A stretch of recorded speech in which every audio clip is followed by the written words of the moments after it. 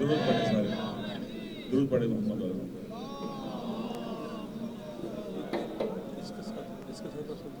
جی کیونکہ لوگوں نے بھی سننی ہے، ویسے ہے تو میڈیا کا۔ سب خاموشی اختیار کر لیتا کہ شروع کریں، پیچھے ہٹ جانا۔ بسم اللہ الرحمن الرحیم۔ میں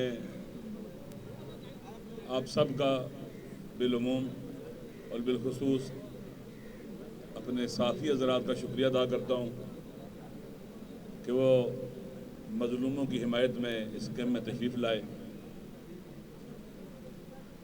اور موقع دیا کہ آپ کے توسط سے پاکستان کے مظلوم بیٹوں کی فریاد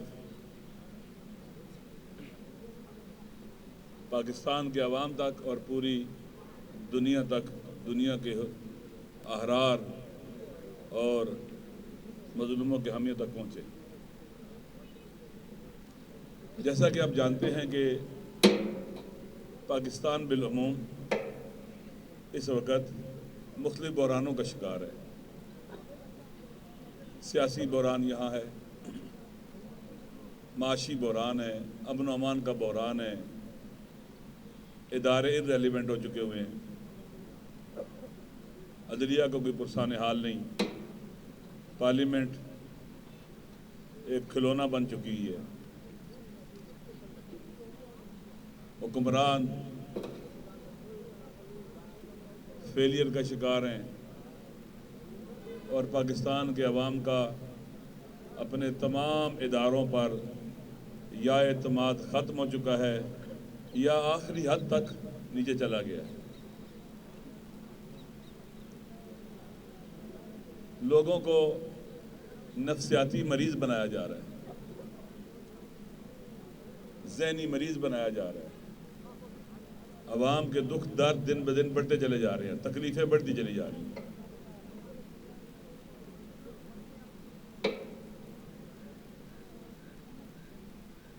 بلوچستان کی صورتحال آپ کے سامنے ہے، بالخصوص KPK اور پھر کرم، ڈسٹرکٹ کرم۔ آپ ڈسٹرکٹ کرم کی تاریخ دیکھیں، سالہ سال سے وہاں پر جنگیں مسلط رہتی ہیں، 3 طرف سے افغانستان کا بارڈر ہے۔ 2007 اور اس سے پہلے شروع ہونے والی جنگ جو 5 سال رہی ہے، 6 سال، دہشت گردوں کا حملہ تھا وہاں پر اور کوئی ان کی مدد کو نہیں پہنچا۔ 5-6 سال دہشت گردوں کا حملہ، ہیوی اسلحہ سے حملہ، جنگ مسلط تھی۔ نہ صرف یہ کہ مدد نہیں کی جاتی تھی بلکہ وہاں کی خبریں بھی نشر نہیں ہونے دی جاتی تھی، سنسرشپ تھی، پاکستان کے عوام کو بے خبر رکھا گیا تھا۔ اور جب صاحبان اقتدار جو اندھے اور بہرے ہوتے ہیں عام طور پر، ان سے بات ہوتی تو وہ بات نہیں سنتے تھے، یہاں تک کہتے تھے کہ اگر آپ کی جان مال ناموس کو خطرہ ہے یہاں سے چلے جاؤ، ہجرت کر جاؤ، چھوڑ جاؤ اس جگہ کو۔ ان حالات میں وہاں کے غیرت مندوں نے کرم کے وہاں کی اپنی مادر وطن کا دفاع کیا، پاکستان کا دفاع کیا۔ جن کو آج خوارج تم کہتے ہو، یہی خوارج اس وقت حملہ ور تھے، یہی قاتل حملہ ور تھے، ان کا کوئی راستہ نہیں روکتا تھا۔ افسوس ہے۔ اور پھر جب لوگوں کی آپ حفاظت نہیں کریں گے، لوگ اپنی حفاظت کیسے کریں گے؟ ان کے پاس کون سا راستہ ہے اپنی حفاظت کرنے کا؟ کیا بغیر اسلحے کے اپنی حفاظت کر سکیں گے وہ؟ بس یہ اسلحہ رکھنا جرم بن گیا ہے کہ آپ اپنی حفاظت کیوں کرتے ہو؟ اگر آپ پر عوام کا اعتماد ہوتا تو شاید ایسا نہ ہوتا۔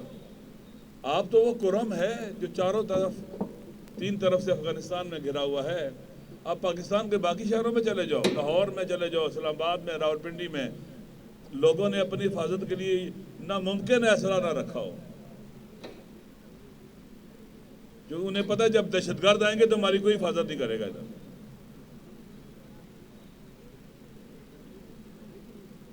لہذا کرم کہ عوام امن چاہتے ہیں، وہاں کوئی شیعہ سنی مسئلہ نہیں ہے، سب کی تکلیفیں یکساں ہیں، مشترکہ ہیں، کوئی مسئلہ نہیں ہے شیعہ سنی وہاں پر، وہ بھائی ہیں، صدیوں سے رہتے ہیں اکٹھے۔ وہاں کے عوام جنگ نہیں چاہتے، نہیں جنگ چاہتے، امن چاہتے ہیں، لیکن ہو کیا رہا ہے؟ وہاں پر راستے بند کر دیے گئے ہیں۔ یہ ناامنی کریٹڈ ہے، ذہن میں رکھ لینا، تخلیقی ہے، کریٹڈ ہے، ناامنی کریٹڈ ہے وہاں پر۔ وہاں کے عوام نہیں جنگ لڑنا چاہتے، کچھ قوتیں ہیں جو چاہتی ہیں وہاں لڑائی ہو، بے گناہ مرے۔ اس وقت تقریباً 2.5 ماہ سے زیادہ ہو گئے ہیں، کرم ڈسٹرکٹ کا راستہ بند ہے، لوگ ایک زندان میں رہ رہے ہیں اس وقت، سردی بھی وہاں بہت زیادہ ہے، مشکلات دن بدن بڑھ رہی ہیں، دوائیاں نہ ہونے کی وجہ سے بچے مر رہے ہیں، جو کینسر کے یا ہارٹ کے یا دیگر مریض ہیں ان کے لیے دوائیاں نہیں پہنچ رہی، ان کی بیماری میں شدت آ رہی ہے، کھانے پینے کی اجناس کا جو غذائی اجناس ہیں ان کا تقریباً خاتمہ ہونے کو ہے، پیٹرول نہیں ہے، بینکوں میں پیسے نہیں ہیں، کہا جاتا ہے کہ وہاں دوائیاں ہیں تو پھر ہیلی کاپٹر میں تم نے کیا بھیجا ہے؟ آپ کی ذمہ داری ہیلی کاپٹر بھیجنا ہے یا آپ کی ذمہ داری راستے کھولنا ہے؟ لوگوں کی آنکھوں میں دھول جھونکنا ہے کہ ہم انسانی بنیادوں پر وہاں پر ہمدردی کے لیے ہیلی کاپٹروں کے ذریعے دوائی بھیج رہے ہیں اور لوگوں کو لا رہے ہیں۔ وہ کئی ہزار لوگ جو اوورسیز کیے ہیں وہاں سے وقت بند ہیں، سیج ہے وہاں پر، انہوں نے واپس جانا ہے، ان کے ویزے ختم ہو رہے ہیں، تو یہ آپ راستے کھولو گے تو وہ جائیں گے۔ جو بچے وہاں اسکولوں میں پڑھتے ہیں، کالجوں یونیورسٹیوں میں، ادھر وہ نہیں آ سکتے، ان کے مسائل جو یہاں ہے وہاں جانا چاہتے ہیں۔ پاکستان کے اندر یہ ہو رہا ہے، 2.5 ماہ سے اوپر ہو گئے ہیں کہ راستے بند ہیں۔ بہانہ کیا ہے؟ آپ ڈی ویپنائز ہو جاؤ، آپ کے راستے کھل جائیں گے۔ کل ناصر بھائی بھی کہہ رہے تھے، یہ اصل خود ایک جرم ہے، یہ جملہ، اس پر ان کے خلاف کیس ہو سکتا ہے، یہ آئینی طور پر، قانونی طور پر یہ جرم ہے۔ تم ڈی ویپنائز ہو جاؤ تو ہم تمہارے راستے کھول دیں گے۔ یہ نہیں، پہلی بات یہ کہ یہ خود آئینی اور قانونی طور پر جرم ہے، لہذا جو لوگ مرے ہیں بغیر دوائیوں کے سیج میں مرے ہیں ان کے قاتل یہ ہیں۔ پھر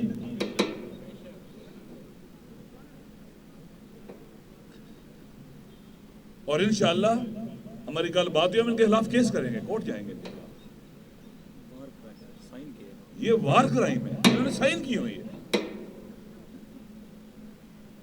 دوسرا نہتے ہو جاؤ تاکہ دہشت گرد پھر جو مرضی تمہارے ساتھ خون کی ہولی کھیلیں، آپ کی نہ ناموس محفوظ ہو، نہ جان نہ مال، کچھ محفوظ نہ ہو۔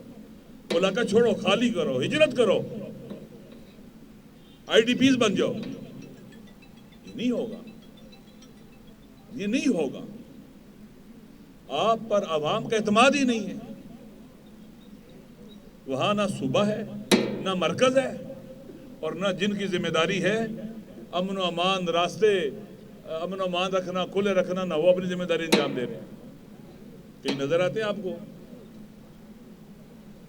کئی سیکیورٹی فورسز نظر آتی ہیں امن و امان قائم کرتی ہیں، وہاں پر نہیں نظر آتی۔ ہمارے دھرنے نہ پیپلز پارٹی کے خلاف ہے، نہ نون لیگ کے خلاف ہے، نہ پی ٹی آئی کے خلاف ہے. ہمارے دھرنے ان نائل اور نالائقوں کے خلاف ہیں جن کی ذمہ داری ہے اور اپنی ذمہ داری انجام دیں. وہ سارے ہیں وہ سارے ہیں یہ دھرنے غزہ کے مظلوم دنیا کے سامنے ہیں. وہاں بھی بچے مرے ہیں سیج میں، یہاں بھی بچے سیج میں مر رہے ہیں. اور بحث سے یقین کر لیں حکمران ہمارے صاحبان اقتدار بحث ہیں، ان کے اندر سینے کا گوشت کا دل نہیں ہے، پتھر کا دل ہے. لگتا ہے ان کے گھر میں بچے ہی نہیں ہیں. لہٰذا ایک قابل مذمت ہے، ہم اس کی مذمت کرتے ہیں. اور ہمارا ایک ہی مطالبہ ہے، فوری طور پر راستے کھولے جائیں. بے شک بے شک. جرگے کے بہانے پر اتنا لمبا طول کھینچنا، سائن کرو سائن کرو سائن کرو. جرگے والوں کو بھی چاہیے کہ لوگوں کے سامنے حقائق رکھے، عوام کو بتائیں کیا ہو رہا ہے،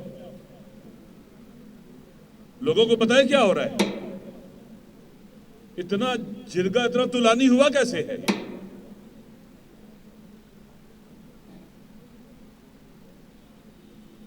میں نے پہلے بھی کہا ہے کہ اگر کوئی بے گناہ اہل تسنن مارا گیا وہ ہمارا بھائی مارا گیا. بے شک ایسا ہی ہے. اگر کوئی اہل تشیع مارا گیا ہمارا بھائی مارا گیا. ہمارا کسی قاتل سے تعلق نہیں ہے.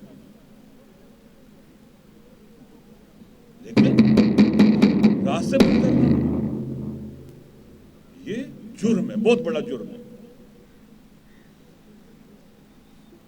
لہذا ہم سب کا ایک ہی مطالبہ ہے کہ فوری طور پر وہاں کا راستہ کھولیں. یہ آج جو احتجاجات ہو رہے ہیں، دھرنے ہو رہے ہیں،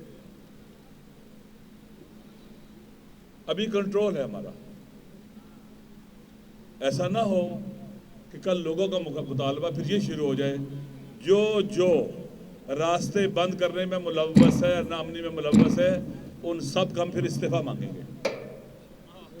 بے شک بے شک بے شک. پھر نہ کہنا لوگ مانگیں گے استعفیٰ. بے شک.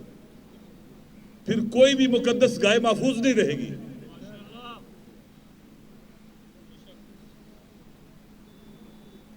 لہذا پاکستان کا حالات ٹھیک نہیں ہے. پاکستان کے فوری طور پر یہ کام کریں. سردی میں لوگ بیٹھے ہوئے ہیں. پاڑا چنار میں کتنی سردی ہے، کرم ایجنسی میں کتنی سردی ہے. کراچی سے لے کر لاہور پورے پاکستان میں لوگ بیٹھ رہے ہیں، نکل رہے ہیں. تو اس لیے میرا مطالبہ ہے حکمرانوں سے، صاحبان اقتدار سے، ہماری جو سیکیورٹی کے ہیڈ ہیں، جو وہاں پر امن و امان جن کی ذمہ داری ہے، صوبائی حکومت اس کے سربراہ سے، مرکز میں وزیر داخلہ اور پرائم منسٹر سے، سب سے مطالبہ ہے کہ راستے فوراً کھولیں. ایک ہی مطالبہ ہے ہمارا، فوراً کھولیں. باقی آپ نے جرگوں سے بات کرتی ہے، کرتے رہو. وہاں پر ہیں امن کے لیے مذاکرات کریں، بات کریں، وحدت کے لیے، یونٹی کے لیے. ہمارا ایمان ہے وحدت اور یونٹی پر. ہم یہ کہتے ہیں کہ سنی صرف ہمارے بھائی نہیں، ہماری جان ہے. شیعہ بھی ہماری جان ہے. ہم اکٹھے رہنا چاہتے ہیں، پورے پاکستان میں اکٹھے رہنا چاہتے ہیں. کیا لوگوں کو ٹکڑوں میں بانٹ کر تقسیم کر کے لسانی، مسلکی، قومی، علاقائی، اس سے پاکستان طاقتور ہو جائے گا؟ پاکستان کے عوام طاقتور ہو جائیں گے؟ کمزور معاشرہ، کمزور عوام اگر ٹکڑوں میں بڑھ جائیں تو ملک طاقتور نہیں رہتا، ملک بھی کمزور ہو جاتا ہے، سارے ادارے بھی کمزور ہو جاتے ہیں. اس لیے مجھے امید ہے کہ یہ جلد از جلد اقدام ہوگا اور راستوں کو کھولا جائے گا اور یہ بیہودہ قسم کے بہانے اب ختم ہو جانے چاہیے. شکریہ. کوئی سوال ہے تو میں حاضر ہوں. روڈ سیکیورٹی بھی اور روڈ اوپننگ بھی. آپ سب صافیوں کو بات کرنا کوئی ہے؟ بہت سے اگر آپ نہیں ہے، دور ہے سارے. جی سارے. لہٰذا بس پھر کہہ رہا ہوں آخری دفعہ کہ امن و امان، راستوں کا سکیور ہونا اور راستے کھلنا یہ فوری ہونا چاہیے. شکریہ. والسلام علیکم ورحمۃ اللہ.